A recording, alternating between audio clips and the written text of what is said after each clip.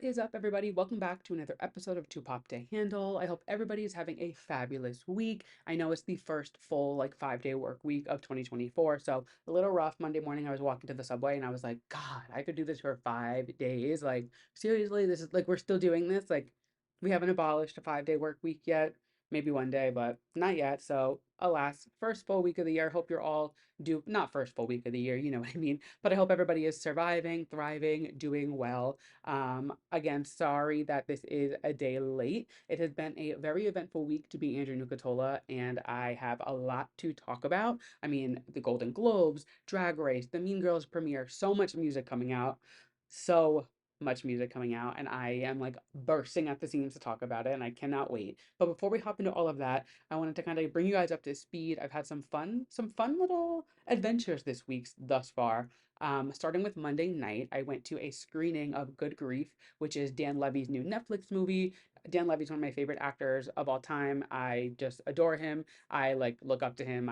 He's totally inspiring. I just love all of his work. I think he's hilarious. I love everything about him. So when I saw he was doing an event at 92Y, which is a venue on the Upper East Side, I was like, all right, I have to go. Which, if you've never been to the 92Y, I totally recommend you look into their events. They do really cool things. I saw Renee Rapp and Drew Barrymore there I don't remember when, actually, a few months ago, and it was that event where that man rushed the stage to get to Drew, that crazy stalker man. I was there. It was crazy.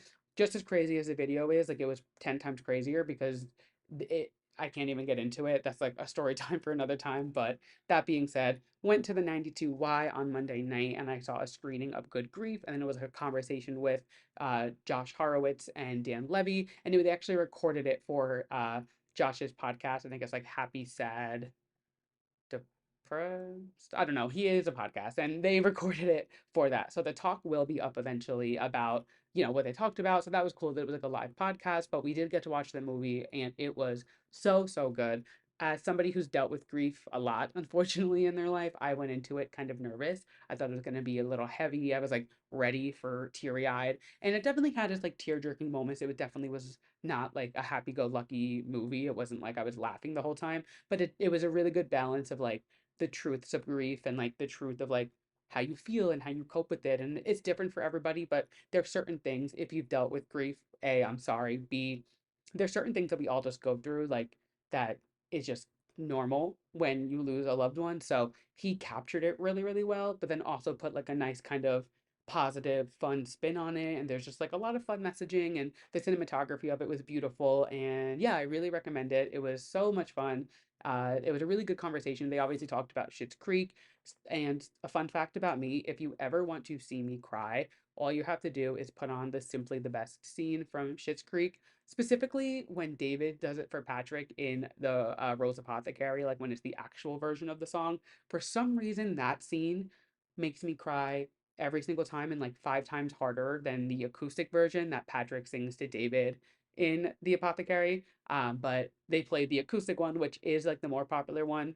I'm the unpopular person who thinks that when David performs it, it's more emotional. But I wasn't expecting them to play that scene, and I literally was I had to I was like, oh my God, don't cry, don't cry, don't cry. I'm a weak gay bitch. What can I say? It always makes me cry.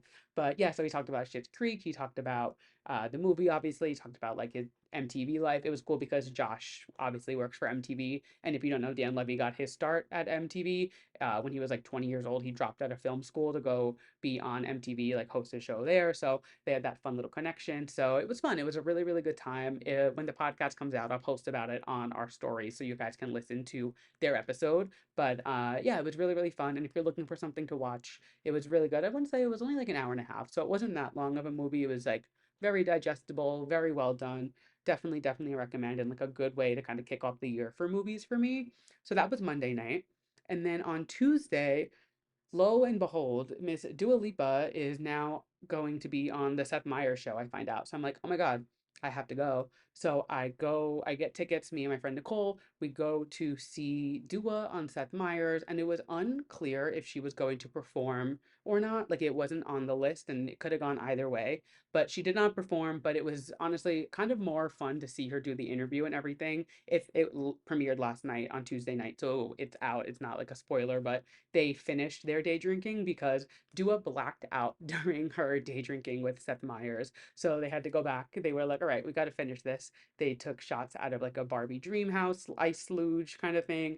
They got tattoos on stage. Like it was just like a really fun, lighthearted, cool afternoon. And yeah, it was really fun. So I got to go to that, which was cool. I mean, Dua looked stunning. You didn't know how I feel about Dua. So I was just very excited to see her. And then after that, I left there. Me and Nicole got dinner quick, and then I ran downtown to go to the New York Comedy Club because Jessica Kirson was there. My fucking god, it was the funniest hour of my life. All There were four comedians, so there were two guys who opened for her, then Jessica, then she left, and there was one like kind of wasn't like she was the main act, obviously Jessica, but she had someone go on. She was only on for like 15, 20 minutes. All four of them absolutely hilarious. She's doing a residency at the comedy club right now, so she's there till March. I think like 2 days a week. Mostly sold out. I think there's some tickets left for the last show in March. So if you're interested, I would go on now and get the tickets because I promise you it will sell out, and rightfully so. It was so funny. If you've never seen any of Jessica's specials or seen her TikToks, please do me a favor. Like, I give you permission to pause the episode and go look her up now because you will piss your pants. Just promise you'll come back after and finish the episode. Thank you so much. So yeah, that was a blast. We had so much fun. Like, I kid you not, there was not one person who was not laughing the entire time she was on stage. The second she stepped on to the second she stepped off, we were all cracking up, hysterical. Like, it was so good. If you get a chance to see her, she is on tour right now, and she's actually said she's going to be filming a Netflix special in New York at, I think it was Stony Hall. So it's not announced yet, but maybe I shouldn't be saying that, but whatever. So it's technically not announced yet, but she said tickets will be going on sale soon. So I'm definitely going to try and get tickets to go see her film her Netflix special because she's just like, she is so funny. And I kind of like in my comedy era, like I went to go see Mateo Lane back in December. We saw Jessica last night. Next Tuesday, I'm going to see Monet Exchange, the opening night of her comedy show at the Play Theater or something like that. I don't know. Playhouse Theater or something. I don't know. But it's next Tuesday. So, but don't worry, episode will be on time. I'm going to record on Monday. So I won't talk about it next week, but I'll give a recap the following week and I'll post about it on stories and stuff. So keep you guys updated. But yeah, so a very exciting week. I'm exhausted. I'm really tired, and the weather has been back and forth. It's 50 degrees today, but it was blizzarding on Saturday. So I'm a little, a little not as congested as I was a few weeks ago, but the vibes are off a little bit, not gonna lie. But we're doing it, we're surviving, and yeah, we're getting through. So that was kind of like my quick little recap of the week. Like I said, I have a lot to talk about this week. So I wanted to wrap that up as quick as possible so we could dive in because boy, oh boy, oh boy, are we being fed this week. So, without further ado, let's hop into our first segment of the show, and we are going straight into Drew Releases. If you're new here, Drew Releases is my segment where I talk about new music that's either coming out in the upcoming Friday, came out last Friday. This week is all talking about upcoming release. Actually, that's not true. There is one release from last week, but it tags onto a release from this Friday. So we'll get to that in a second. But I mean, I can't start this segment without talking about the fact that on Friday we are getting Yes and by Ariana Grande, her first single in, what is it, 3 years, I want to say? Yeah, since Positions. Like, oh my God. So the timing was right. If you listened to last week's episode, I said I think we're going to get the announcement on the 7th, which was Sunday, and then get the release for this Friday, the 12th. So that is what's happening. And I am so excited. Thomas and I were like laying in bed, violently hungover, I will say, just like on our phones. And we started seeing Sweetener, the account, posting the visual of like the album cover, or like the postcard rather, that she sent out. And Tom was like, oh my God, oh my God, oh my God, it's happening. And sure enough, it was like every few minutes she was uploading another part of it. And it was like a 9 square grid of what we now find out is the album cover. And we were like literally sitting in bed screaming. We were freaking out, like the most insane case of gay panic you could imagine. And we are getting a new Ariana album or Ariana single this Friday. How crazy is that to say? We don't know when the album's coming out. All we know is that the album cover is the cover that is released right now. So, like that half shot of her face with the red lip coming out on Friday. I cannot wait. Some radio stations have heard it already and said it's a bop. People are saying that it samples Vogue by Madonna, which, like, okay, let's a Madonna sample, that's kind of crazy. And also just like we're continuing this like house renaissance Beyonce vibe, I guess, with this Madonna. So I'm into it. I'm so excited. I will be live updating. I think Thomas and I might stay up till midnight tomorrow night and listen to it at midnight so we can like really just bask in it because we are that excited. So maybe I'll do like a record. I'll like record that for a TikTok or something. Stay tuned. It'll be on my personal TikTok if I do. So keep an eye out for that. But I think we're gonna stay up and wait till midnight because this is it's a big deal in our household. It is a big deal in this apartment that Ariana's releasing music, and we just I can't wait. I'm so excited. She's right now she's filming the rest of Wicked in London, so I thought she might do something in New York, like come do like a pop up or I don't know something. I was being a little delusional and hopeful. She's in London filming, so it's not gonna happen. But I'm sure she'll be here for press eventually. So hopefully there'll be some event or something that we can go to and see her performance or something. I'm always looking for something to go to. So if there is, I will definitely do everything in my power to go see her when she's in New York. But yeah, Friday, Ariana Grande is back. I cannot believe those words are coming out of my mouth. The next release is the one that I was talking about earlier that kind of had a release last Friday, but also, or actually, no, it was Monday. Was it Monday? Yeah, it was the 8th. They released. So the Mean Girls, the movie soundtrack is coming out this Friday, as is the movie. People have been seeing it. The premiere happened, which I'm not even going to talk about it yet, because as you can imagine, there's a lot to discuss about the Mean Girls premiere. But the soundtrack comes out this Friday, so I'm super excited for that. World Burn was released on Monday, the 8th, I believe it was. And that's like that's probably like the most anticipated song from the Broadway show for the adaptation. And I mean, it's insane. It's Renee Rapp. There's a video of her singing it in from 2019 when she was on Broadway, like a professionally filmed video.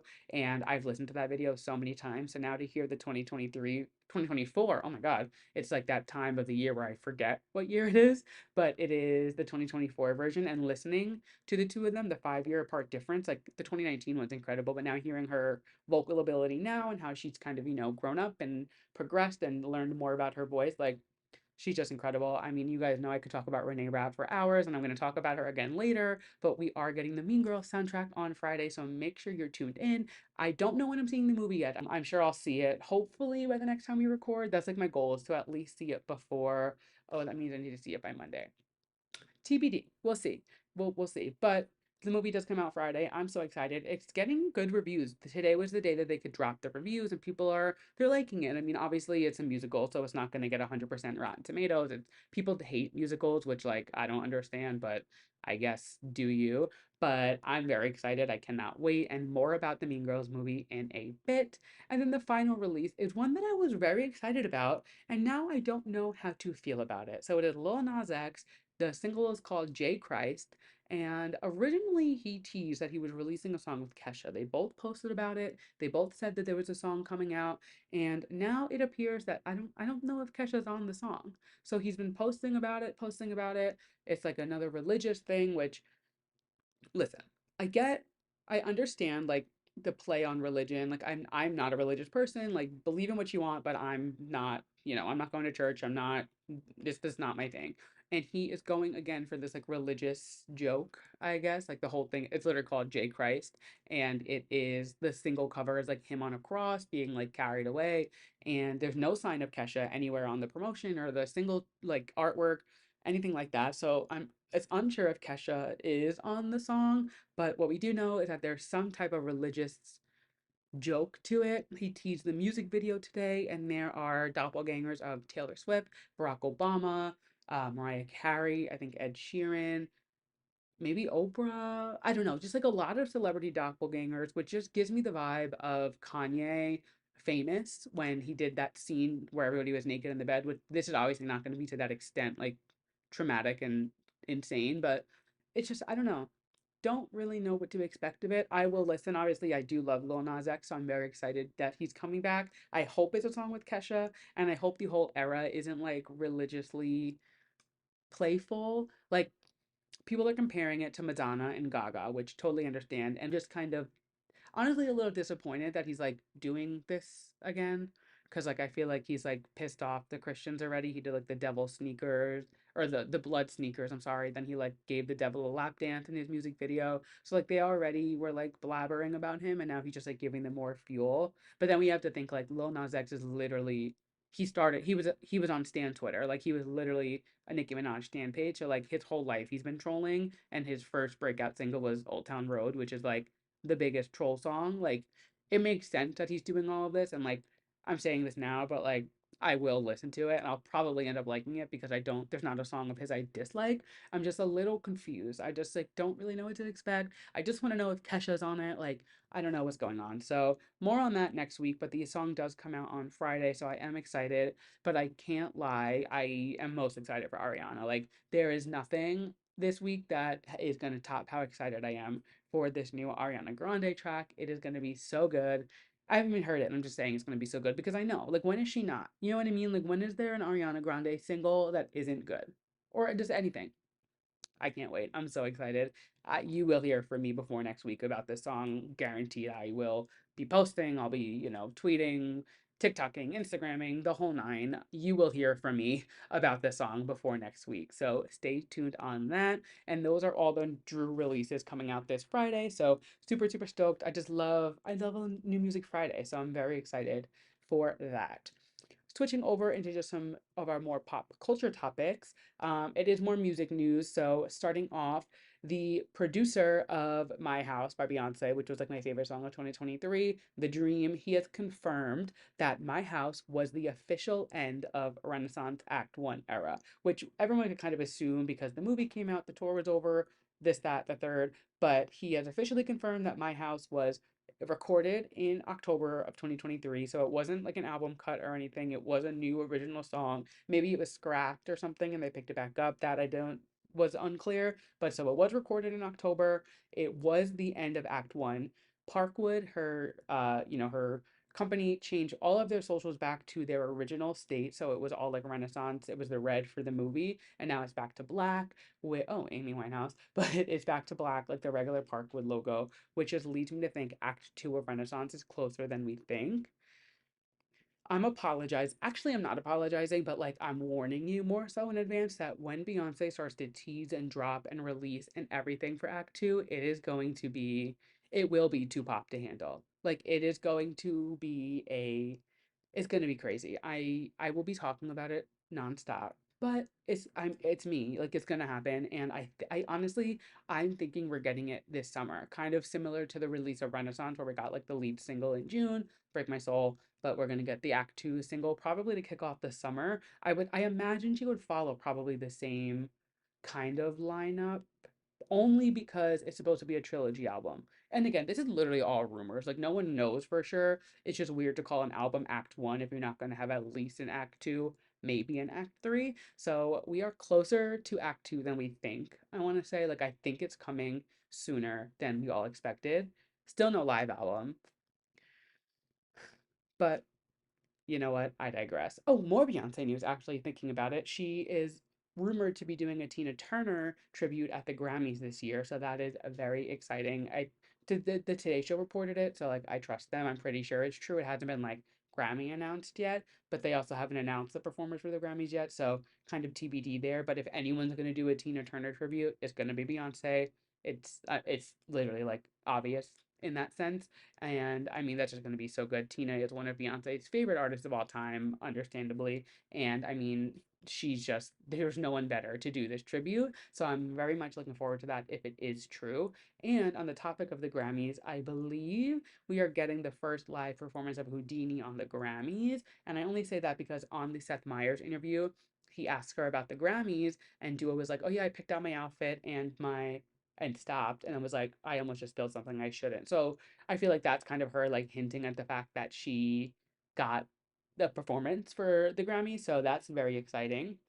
Um, In more music news, SZA had a complete meltdown over the weekend about music leaking. So I guess Lana leaked. Again, we still don't know if it's an album, an EP, a bonus track, like whatever it is, but it leaked. I didn't see it anywhere. For something to get leaked, like there was either like an inside job, somebody leaked it, or like you got to change your password. But she had a full meltdown on Twitter and she said, leaking my music is stealing. This is my job. This is my life, my intellectual property. You are a fucking thief. And I promise to put maximum energy into holding everyone accountable to the full extent of the law. I am tired. In all caps, mind you. So she's pissed.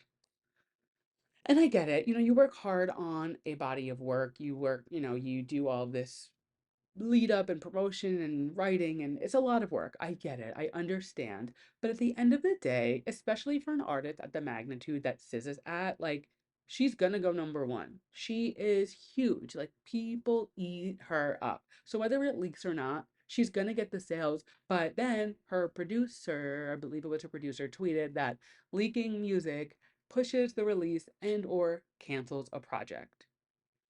I swear to fucking God, if this project, it can get pushed. That's fine. Push it back, do whatever. If this project gets scrapped because it got leaked, I'm just gonna leave it at that. I'm not gonna dive into it more because my God, if she scraps this project because of this, it is like, I'm sorry, that's kind of loser energy. I love you, SZA. I know you're not listening. Don't scrap it. Please don't scrap it. Like, it's okay. You're gonna go number. You already have like 100 million streams in 2024, 10 days in. I'm pretty sure you just broke a Spotify record yesterday. Like, you can release it. It's okay. It's gonna get streams. People are gonna listen to it. Half of the Control deluxe version we all had already because it was on SoundCloud for years and it still went crazy. Like, you can release you singing the phone book and it's going to do well. So please don't scrap it. I'm begging you. If I could get on my knees right now, I would. Please do not scrap this. That being said, that's our music news. Moving forward, so Drag Race premiered on Friday, which is super exciting. It is a split premiere, which I'm very tired of. I get why they do it. They want to stretch the season, they want to keep the suspense, they want to, I don't know, but it's been a lot.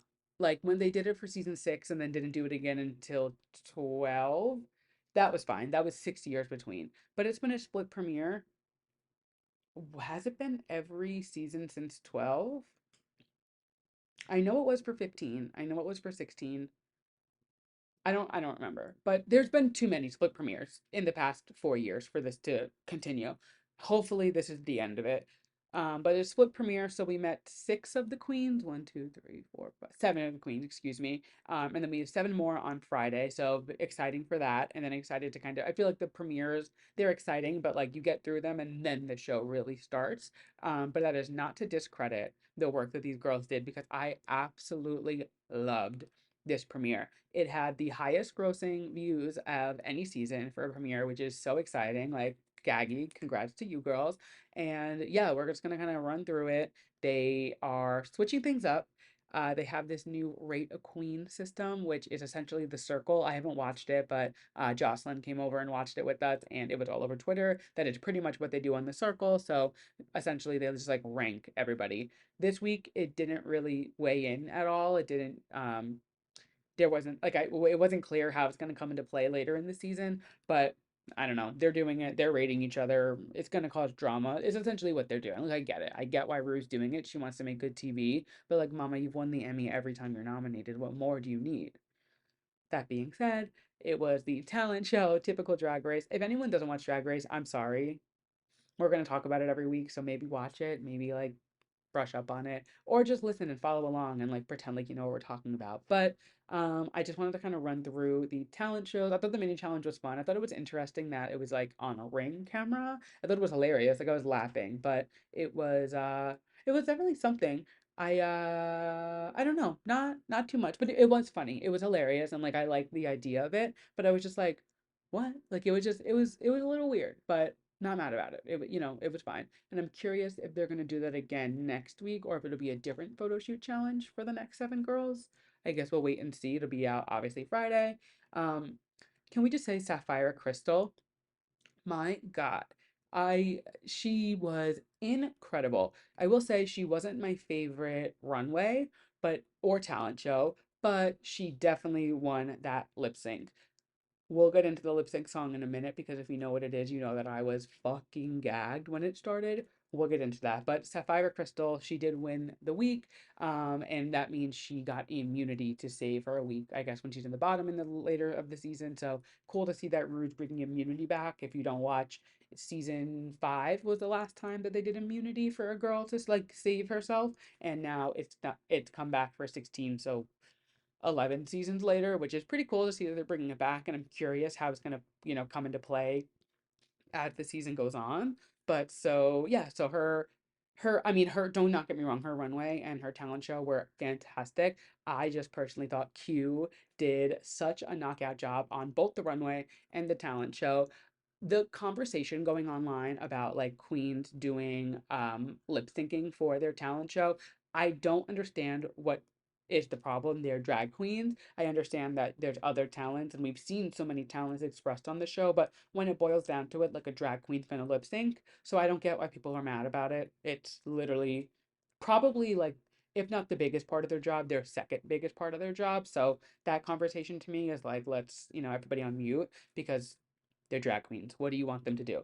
But I will say the fact that Q didn't lip sync and she did her little ballet number where she was like the puppet, hysterical. I was cracking up and it showed a lot of versatility for her. For her to come in and she's showing all of these outfits she made. I mean, her runway was crazy. She made the whole thing. And then, she's coming like this like she just has this like cool look about her, even like her entrance look. I was like, oh, okay, I'm into this. And then to switch it and do something funny for the talent show, and then come out in this like gaggy outfit that she made, the full black sequins, the wings that spread, and how the colors on it. Like she showed us a mix of both. So I'm excited to see what she has because I feel like there's definitely a lot under Q's belt, and I am excited. But she definitely did not win that lip sync. Sapphira took it from the second the song started.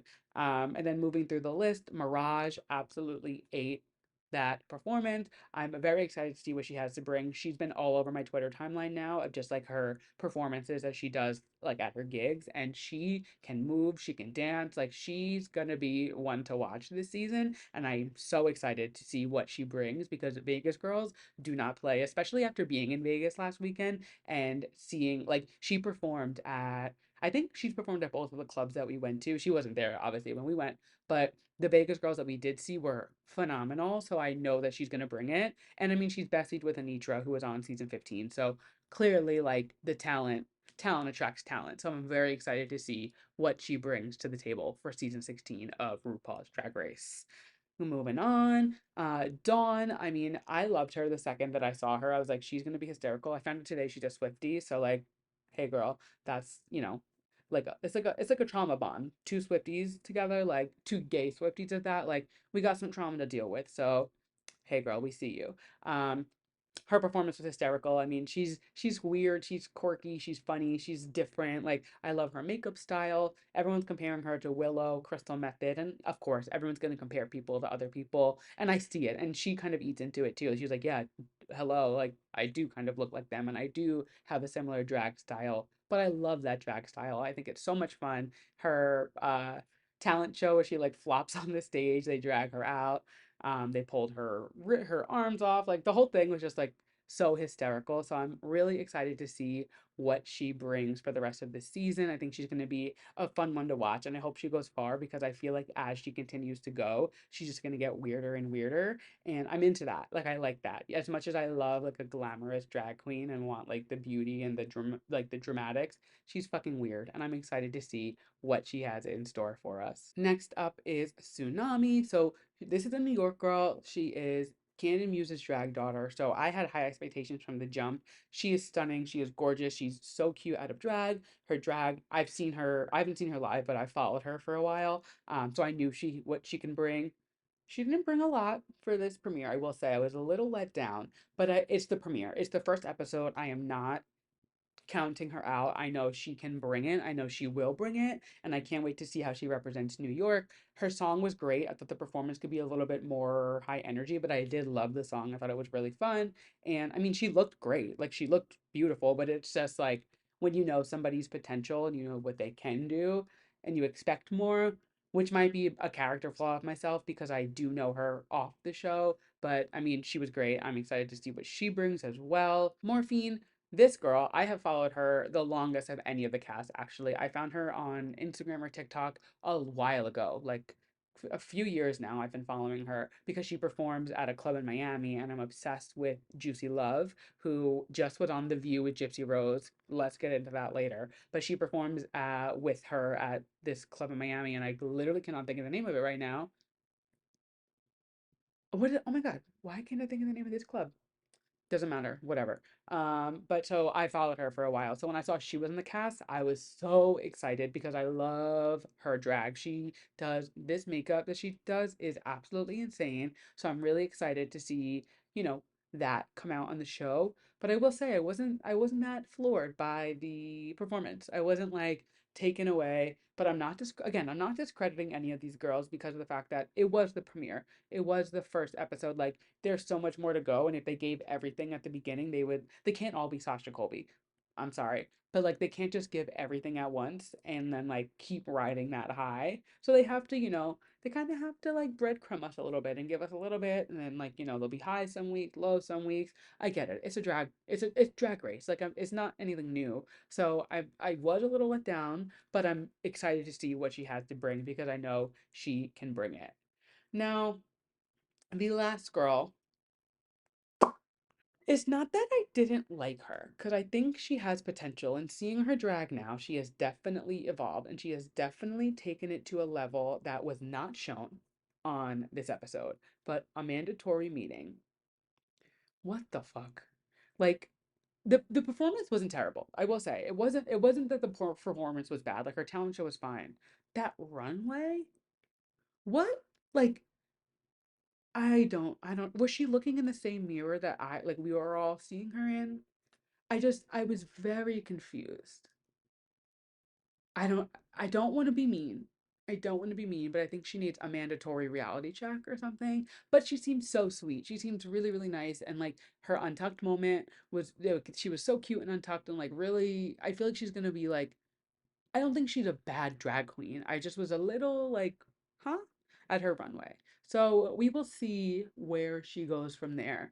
I promise you my reviews of the show each week are going to be more in depth as we go, but it's the premiere, it's the first episode. Like, I don't want to just like rule these girls out to begin with. Like, I know most gays are mean, and not that I'm not, but like, I'm not just going to be like, she sucks, so she's done. Also, I don't do drag, so like, I'm speaking on a level that I can't even compare to. So, that being said, so excited that Drag Race is back, and I cannot wait for this season. Again, these first seven girls I really, really liked. Overall, I absolutely loved the episode, and I'm so excited to see it where it goes.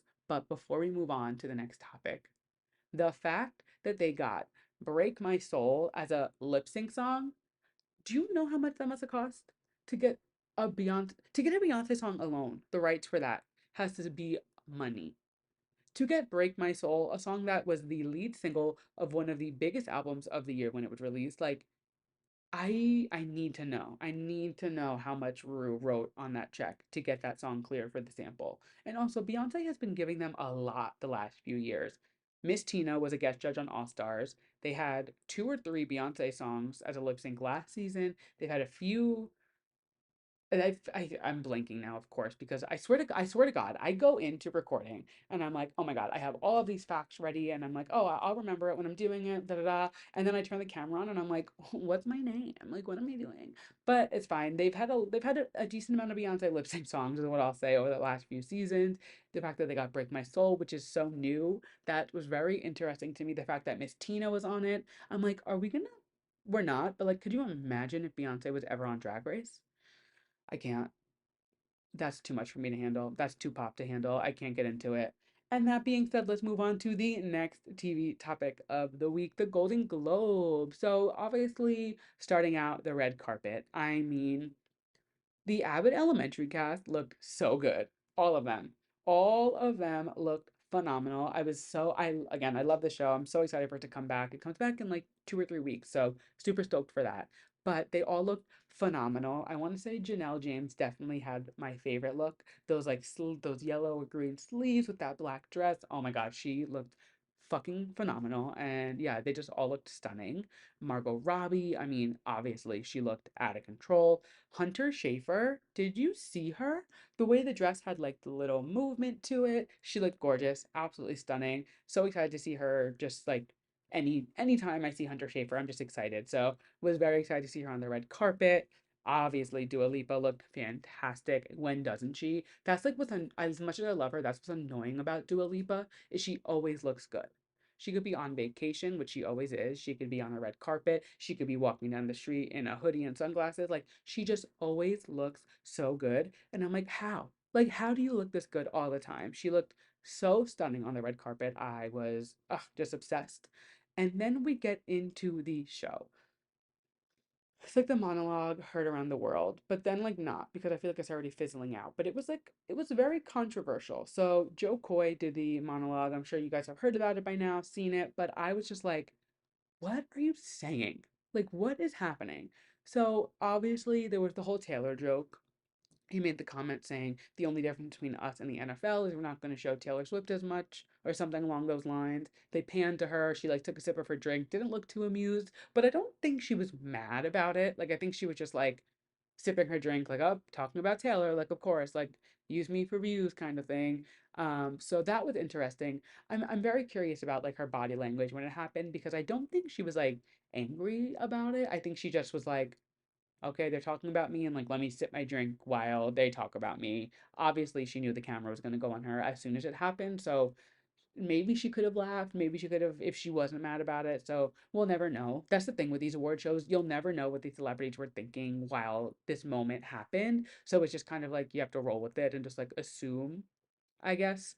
But that wasn't even the worst part of it. The worst part had to be the Barbie joke. Like, what were you thinking? He said, the key moment in Barbie is when she goes from perfect beauty to bad breath, cellulite, flat feet, or what casting directors call character actor. Like, what? And then the whole comment about Oppenheim, like, it just like, I just think men need to stop. I think men need to stop hosting award shows. Just enough. Straight men at that. Let's stop giving them hosting gigs. Let's give it, I mean, Tina Fey and Amy Poehler have always knocked it out of the park when they do the Golden Globe. So where can we bring them back? I mean, I know Tina Fey is busy doing like Mean Girls press right now, but like, come on. Can we? There wasn't anybody else available. Honestly, I didn't even know who Joe Coy was before this. I knew he was like somehow linked to Chelsea Handler because I knew like he was on Chelsea lately and they dated briefly. I knew of him, but I didn't realize he was a comedian. And like, I just am like, male comedians just really need to like get it together and like run their jokes by some people before they say them because I'm just like, what the fuck are you saying? Like, how many times do we have to have an award show where somebody says something offensive before they're like screening it or, telling them, hey, maybe that's not a good idea. Maybe we shouldn't say that about like a woman or their cellulite or this or that. Like, I just, I don't know. Can't change it. And the whole point is to talk about it. And here I am talking about it. So I'm giving them what they wanted. I understand the game. Like I'm not dumb. I know what they're doing. It's just like, really, there wasn't any like funny gay man or woman to do it. Maybe no host. Why don't we just do no host? The VMAs did it for a few times. They had the virtual host. Remember in 2016, I think it was? I was there for that VMA and there was no host on stage. It was just performances and award like speeches and acceptance speeches and like it was fine. I didn't feel like there was anything missing. I was totally fine with it. Like so either get like somebody good, get Tina Fey and Amy Poehler. I would even take like Quinta Brunson. Why couldn't she host it? I mean, I know she was nominated, but like just like let's like turn the wheels a little bit and like turn the car fully away from straight men and just go down like gay man, women, trans person, anybody other than a straight man. I think that's like the route that we should be taking for hosting gigs. But moving on from the Golden Globes monologue, obviously Timothy Chalamet, Kylie Jenner showing up there was crazy. She didn't walk the carpet, so it was kind of like a surprise, a little gag when she showed up and everyone saw her. She looked gorgeous. When doesn't she? I mean, come on, you can hate her all you want. the bitch is stunning. And they had their little cute moment. There was like that camera on them. They were clearly like going back and forth with "I love you," so it was cute. Again, this is a couple that I never would have expected, but I'm not like I'm not mad about it. I honestly really like it. I'm here for it. Like I hope this is like a I don't know if it's a forever thing. I don't know if they're gonna get married and do the whole thing. If they do, I would not be mad. Like I'm totally into it. I don't know. Like I can't just like call Kylie or Timothy up and ask how it's going, but I hope they're together for a bit. Like I hope this is something we see for a long time. Is it endgame? Who knows? You'll never know. But I'm content with it. It's definitely a weird pairing, but seeing them together, I was like, okay, I see it now. Like I get it. This is cute. They're happy. It's cute. I like it. Now on moving with them, I mean, the real moment of the night was Selena Gomez, Taylor Swift, and Kylie. Kylie? I don't know. They, when Selena goes over to her and is like, da da da, like mouthing whatever. I asked for a photo and she said no. And then she says, with Timothy, that's not even what I'm shocked about. Girls, gossip, do your thing. Like, I don't care. It's kind of funny if Kylie Jenner told you not to take a photo with her. Can we just talk about the Selena Gomez of it all? I I I feel like every week she goes on this like big social media breakdown. I'm taking a break. You guys take everything I say the wrong way. Da da da. And then by the time you can finish reading her comment of her social media break and refresh your phone, she's back online. She was literally last night said, "Hey, I'm taking a social media break," after like commenting on, I think it was E News saying like, "Hey, that's not what I said. I was talking about two of my friends who hooked up." And by the time I woke up this morning, she was back on Instagram. I'm like, "Girl, do you know what a break means?" Like this isn't an episode of Friends. Like you need to understand what a break is. A social media break is longer than 6 hours. You've gotta be serious for once in your life, Selena. It's getting tired. And I think I might be like jumping off the ship. I was never really fully on the ship. I was kind of like I feel like with Selena Gomez, if Selena Gomez was a boat, I was like the safety boat on the side, the little like what you jump onto if you need to like escape the boat. And like I would hop on and off of that, but I was never fully on board. She had moments where I love her. I love Only Murders in the Building. I like some of her music. Like I I don't know. She's just one of those celebrities that I never really stuck to. Like she just didn't do it for me. But I don't dislike her. But I'm getting to a point where I'm just like, can you shut the fuck up? Please delete the Instagram app. Delete everything. Delete TikTok. Delete Instagram. You are fine. Like do not need to be posting on social media to be successful. Your cosmetics company does really well. Your shows do well. Your music is your music. Doesn't do, it's definitely music. Uh,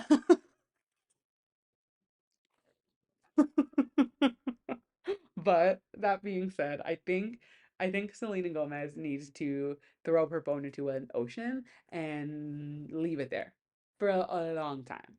Get a new phone in 6 months and then come back to social. Because this constant on and off, I'm taking a break, no, I'm back. I'm taking a break, no, I'm back. Like, my God. My God, it is exhausting. God bless Taylor Swift for dealing with her because I don't know how she does it. I really do not. And that is Golden Globes. I'm going to be honest, I didn't watch all of the show. I watched like here and there and then I caught clips. So, congrats to all the winners. The Golden Globes is a weird award show, and I think it's fine to say. I'm pretty sure they canceled it for a few years. Like I don't think it happened for 2 or 3 years, and I was back. It's just like it's exciting. Everyone always looks good. Like it's a fun night, but it's just like to me, if it's not like EGOT, if it's not, one of the four, I'm like, it's exciting, it's fun, but it's like, that's a lie because the VMAs is like gay Christmas to me. The VMAs are one of my favorite nights on TV, and I love like going to the VMAs. It's always so much fun. So, not that, EGOT is the big four, of course, but like right under that, the VMAs. And then I would say like three levels down to me is Golden Globes. I don't get that excited. It is what it is. But it's a pop culture podcast. I can't not talk about it. Duh. Hello. Something I am very excited about and something that I am bursting at the seams to talk about is the Mean Girls premiere. Monday night, they had the Mean Girls premiere here in New York, and I mean the Lindsay Lohan of it all. She showed up. Okay, so I saw that she was in New York, I think like Saturday or Sunday. Someone posted a picture of her. She was at JFK with her family. And I was like, oh, why is she in New York? That's weird. I was like, she's probably just visiting family. I don't know why it didn't click to me that she was here for the Mean Girls premiere. Like, hello, she's literally Katie Heron. Like, why wouldn't she be there? But she showed up. She was there. I mean, I'm sorry. Lindsay Lohan showed up to this premiere to a movie that is a remake of her like smash hit, beloved movie from 20 years ago, showed up to this premiere, walked the pink carpet, and devoured everybody else on that carpet. She looked so phenomenal, so stunning. And to see her back with Tina Fey, like to see her just like with the new cast, everything, like, my God, I just love that woman so much. She, like, we all know she obviously, like, she was like on top of the world at one point when she was younger. She was starring in every movie. She was like everywhere on every tabloid. She went through her rough patch. She definitely she struggled a bit. She had her moments. And the fact that she came back, she's doing her thing. She comes into the spotlight when she wants. She releases movies here and there. Like, she's the it girl of all it girls. I love Lindsay Lohan so much. I want nothing but good things for her. She is the mother of all mothers, the it girl of all it girls. Live, laugh, love Lindsay Lohan. That's the title of the episode right there. Boom, boom. Live, laugh, love Lindsay Lohan. I have no other words to say besides the fact that, like, her showing up to this premiere was such a, like, big moment for me, for us. It was everything. I was so excited. And then I was like, oh my God, Lindsay is there. If I get a photo of Lindsay Lohan and Renee Rapp, like, girl, we didn't get one. We got a photo. It was like a group photo and they were both in it. So I'll take it. That's enough for me. That's fine.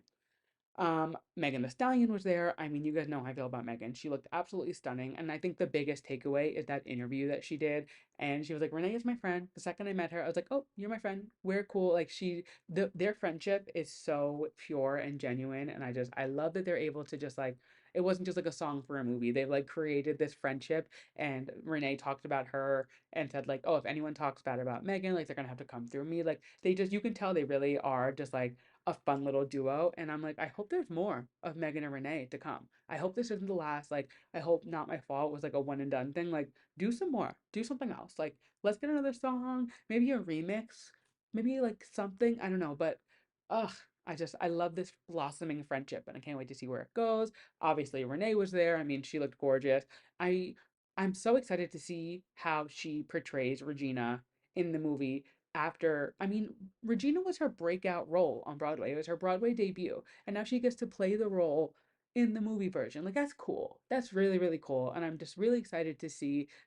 I think, despite being a Renee fan, like, obviously, you guys know I love the bitch, but like, I think just the fact that, like, you had your debut role in such a huge musical adaptation and now you get to play that role in the movie. Like, that's cool. You know what I mean? I'm excited. I'm very excited to see how this plays out, and I can't wait to see it. I can't wait.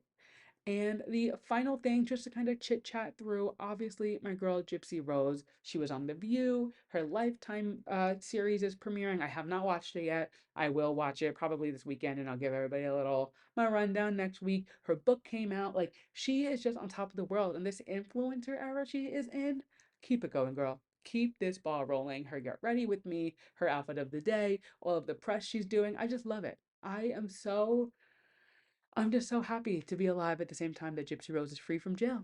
And it's just so exciting to see that she is like not just like going into hiding. I honestly I knew she wouldn't, but like at one point when she was in jail a few years ago, I was like, she could just come out and like want to live a normal life and not be in the spotlight. And boy, she does not want that. She is eating the spotlight up, and good for her.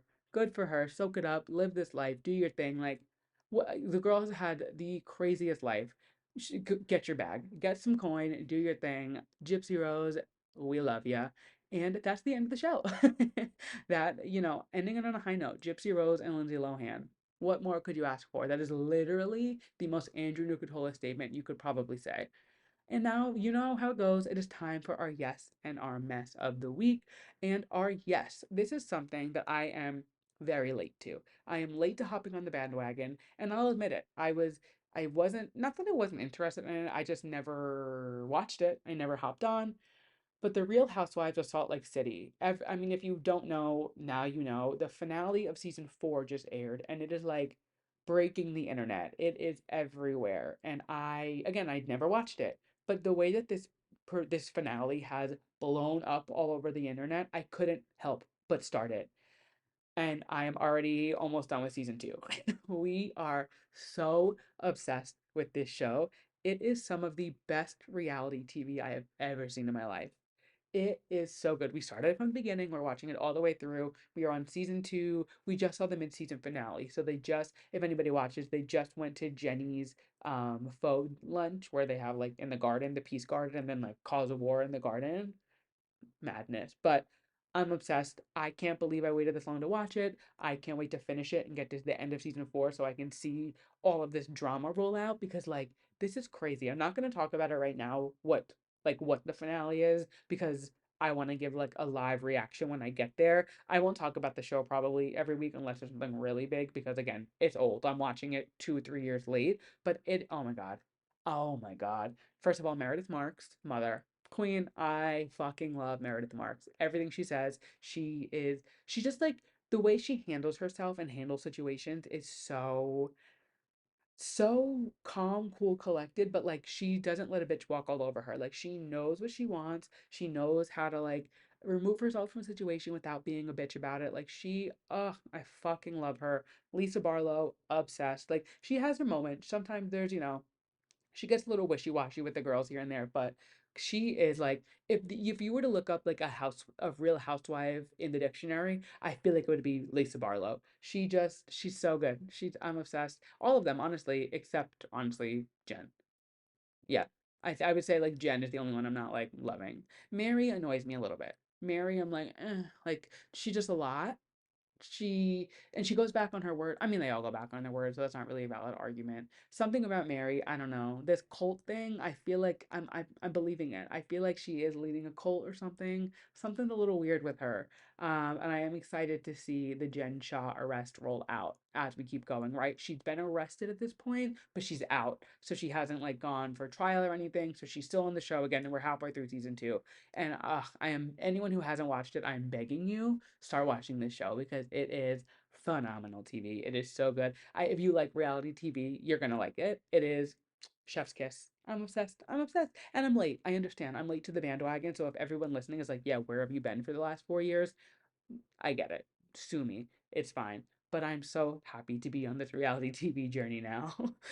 Switching gears over to our mess, we actually, for the first time in Two Pop to Handle history, we have a 2-for-1 special. So I could not pick between these two. And they're two people. They do relate back to the stories, but I was just like, no, I think this is it. I think these people have to be both the messes. First up, Golden Globe related, Mark Ronson. I don't really think about Mark Ronson often. I mean, he produced a lot of Dua Lipa music, so obviously they're like obsessed, love that. But and now he's saying it was a joke. But he didn't win the Golden Globe. He lost to Billie Eilish. The song, both of their songs were in the same movie. So like at the end of the day, like the movie that you helped promote and like put music into still won. Yeah, you didn't win, but something related to your project did. So I feel like you should still like pat yourself on the back. But he posted a picture of his acceptance speech like ripped up in the trash, and it just kind of gave me like loser energy. He's now come out and said it was a joke, but I'm just like, I just feel like you don't do that, especially when the winner is somebody who was a part of the movie that you were nominated for. And especially when that movie is the Barbie movie, when everybody is like friends and it was the biggest deal of the summer, biggest movie of the year. Like, why are you?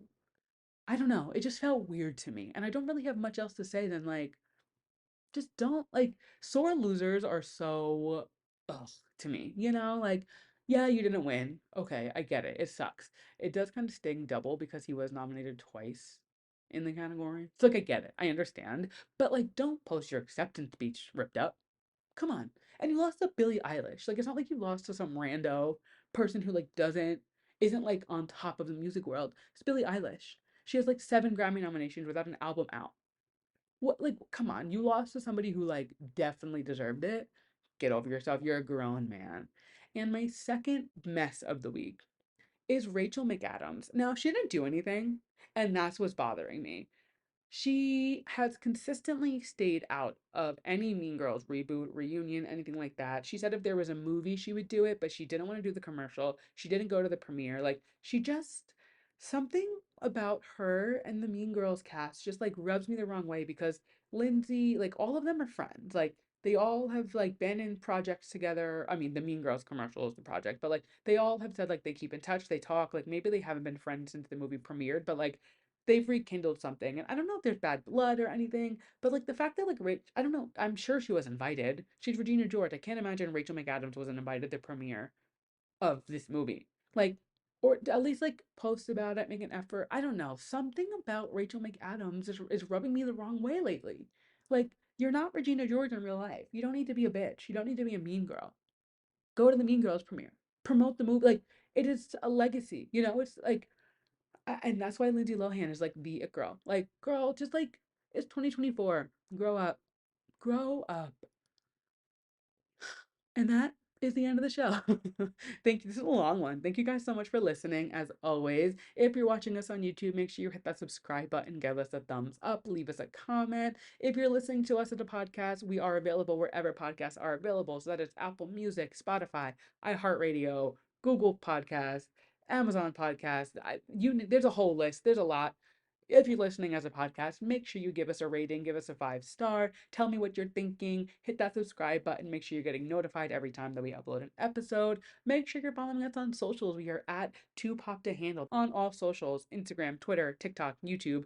If there's a social media platform, 2Pop to Handle is on it. And with that, thank you guys so much for listening, and I'll catch you guys next week. Bye.